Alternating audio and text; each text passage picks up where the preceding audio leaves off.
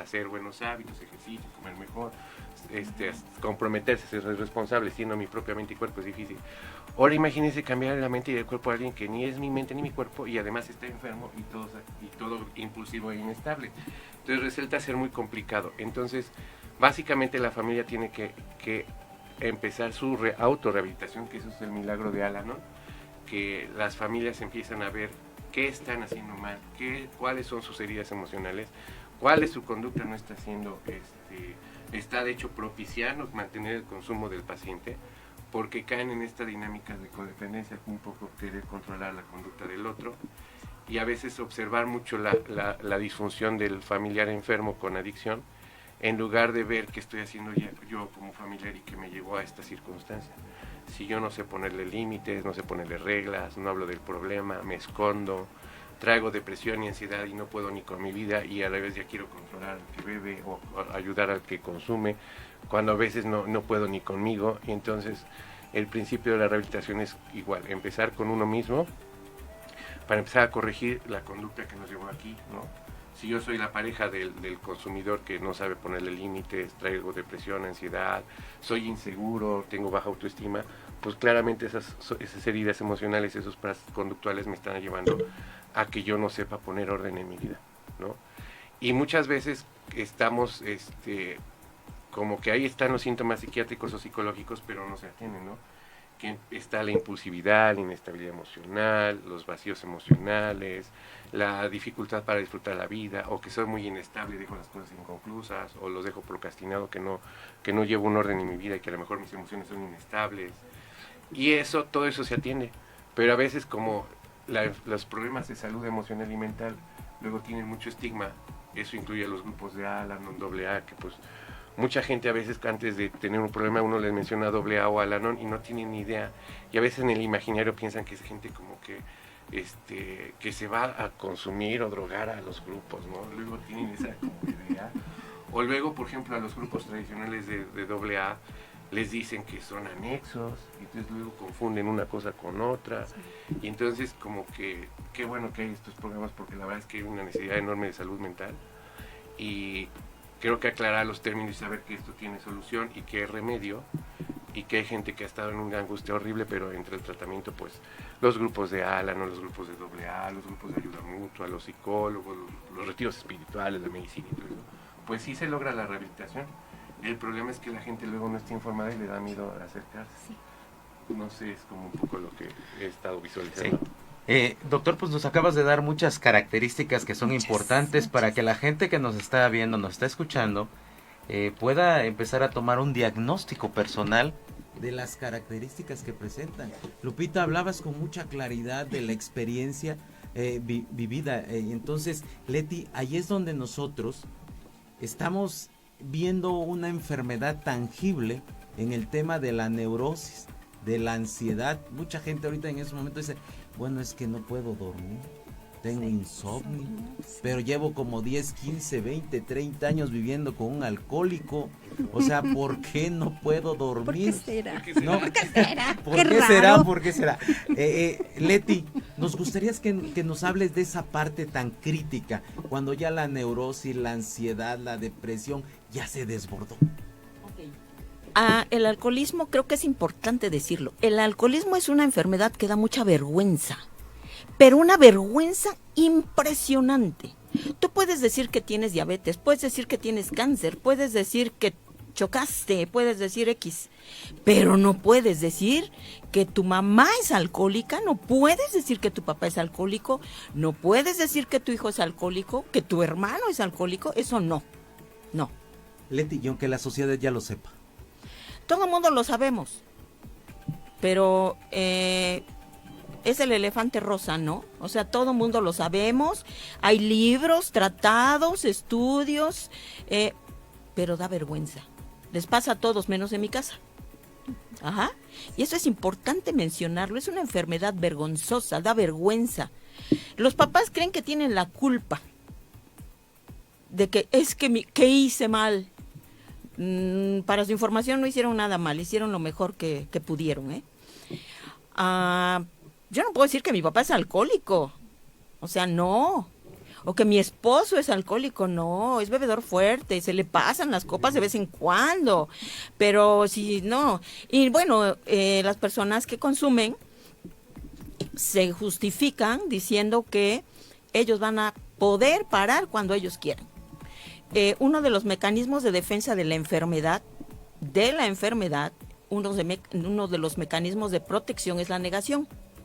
Y muchas formas de negación, el doctor acaba de mencionar algunas, ¿no? Pero no es para tanto. ¿Exageras? Yo cuando quiero dejo de consumir. Bueno, pero es que esta vez fue diferente, ¿no? Pero ya va a pasar con el tiempo. Hay personas, mujeres que se casan y dicen que el amor le va a quitar lo alcohólico, ¿no? O sea, hay tantas cosas que se dicen y hay que hablarlas. Tenemos que hablar de esto, tenemos que hablarlo y hablarlo a todo mundo, a niños, a jóvenes, a adultos, a abuelitos que creen que sus nietos son alcohólicos por ellos. O sea, hay que hablar de esto y hay que hablar sin vergüenza. Qué bueno que lo dices, porque sí hay mucho estigma en estas enfermedades. Entonces, lo primero que yo creo que se tiene que hacer es hablarlo simple. En mi agrupación, en Al-Anon, tenemos un lema que se llama manténlo simple. ¿Ok? Efectivamente, el alcoholismo es la raíz de muchos problemas: insomnio, suicidios, bulimia, anorexia, dermatitis, alopecia, gastritis, colitis y muchísimas enfermedades, cuando la raíz es el alcoholismo. Doctor, te quiero preguntar, Sí.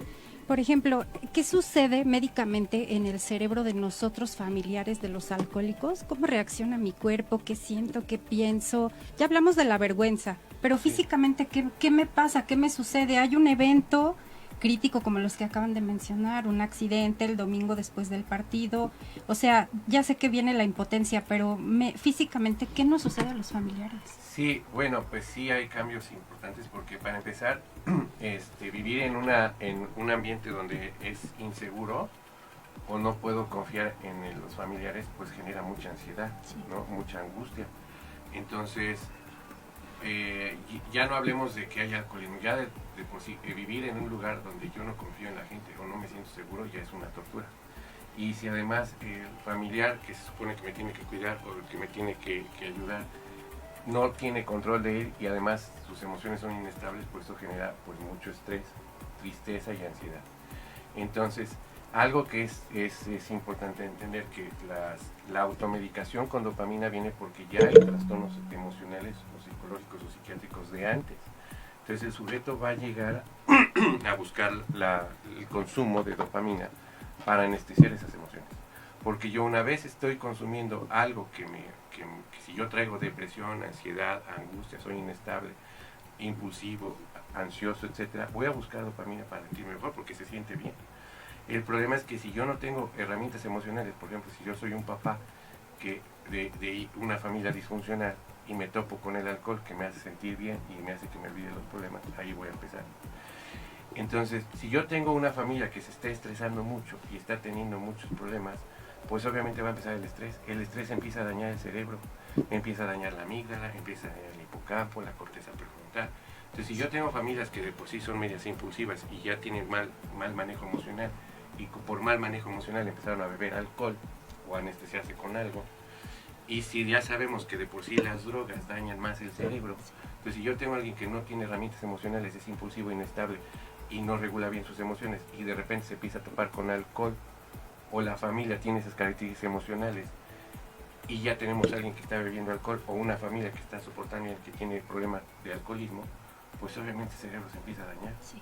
Se empieza a dañar porque empieza a producir estrés, el estrés va a elevar el cortisol empieza a dañar el hipocampo que genera la memoria, la corteza prefrontal que me ayuda a tener control de impulsos y planeación, me empieza a alterar el sueño cuando no dormimos bien nos expone el riesgo de alteraciones metabólicas como la glucosa, la insulina, incluso aumenta el riesgo de cáncer.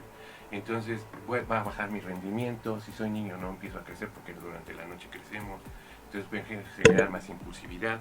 Obviamente esto genera pues menos rendimiento en el trabajo, en la escuela, disfunciones psicosociales. Sabemos que los familiares o los niños o hijos de alcohólicos pues tienen más problemas en la escuela, son más disfuncionales, tienen más problemas para modularse. Y aquí tenemos dos cosas, que es la carga genética y la parte conductual aprendida. Entonces, si yo ya tengo a alguien que ya está consumiendo alcohol o drogas, ya tiene la adicción, pues es muy probable que tenga una patología que no ha visto y que se está automedicando con alcohol. Y entonces, obviamente, si esta familia, este sujeto, pues tiene hijos, pues seguramente los hijos traen ese riesgo. Sí. Y si yo los estoy estresando, poniendo al límite, pues seguramente van a empezar a desencadenar problemas emocionales, sí, conductuales, depresión, ansiedad, angustia, inseguridad, miedos, cambio de roles. Entonces empieza a haber tanto daño psíquico como daño médico. Entonces, médico a nivel metabólico como a nivel del cerebro. Y entonces, a rato, pues ya tenemos pues que familias con tanto estrés o tanta disfunción, que luego el familiar pues va a empezar a buscar también, de alguna forma, pues también recompensa. Entonces, no es raro que por eso los hijos de alcohólicos terminen siendo alcohólicos, sí, o terminen con conductas disfuncionales, porque de alguna forma, desde la parte psíquica, van buscando siempre tratar de remediar el problema. Puede ser, si no lo remedié con mi papá, lo puedo remediar con mi esposo o con mi hijo, y entonces se vuelve un caos. Entonces parte de los grupos, y esto es como tener clara la mente y entender, como decir, a ver qué está pasando. Aquí la parte otra que es que luego no cachan es que lo que se llama borrachera seca. La borrachera seca es cuando el sujeto ya no consume, pero ya le regresaron todos los síntomas que lo llevó a consumir, y eso para nosotros los síntomas desde la psicología y la psiquiatría, pues son los síntomas mentales, ¿no? Puede ser angustia, depresión, ansiedad, heridas emocionales, vacíos, heridas de abandono, etcétera, etcétera. Pero todo se trata. El problema es que la gente luego no tiene la información y no se acerca. Y como bien decía nuestra colega aquí de Ala, ¿no? Pues sí no se habla de los problemas mentales, en este caso del alcoholismo, pero en realidad no se habla de los problemas mentales porque genera estigma. ¿Cuánta gente dice que la gente que estudiamos psicología, psiquiatría es porque estamos tan enfermos que por eso estudiamos esto? O que los alcohólicos son los impotentes, que los que se suicidan pues son cobardes, que los que tienen depresión y ansiedad es porque no controlan su mente. Entonces, realmente no tienen ni idea, porque de hecho el cerebro de los que se suicidan tiene características especiales desde la neurobiología, incluso el líquido cefalorraquídeo. La gente que tiene depresión y ansiedad, hay genes y ya se sabe que genes y circuitos cerebrales están mal. O sea, no hay nada escondido, pero la gente pues, si la gente piensa que el planeta es plano, va viendo fotografías del espacio, o sea, realmente qué bueno que hay estas sesiones, porque la verdad creo que estamos para llorar.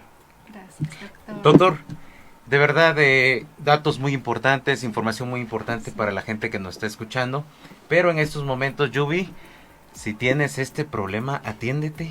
Si ya lo identificaste, atiéndete, sí, amigo, qué importante. Claro que sí, vamos a hacer una pequeña pausa para ir a nuestros patrocinadores. Regresamos para poder escuchar un poquito más acerca de un tema que a mí en lo personal me gustaría mucho que nos hablara Leti, que es la violencia con el alcoholismo que se vive en las casas o en los hogares.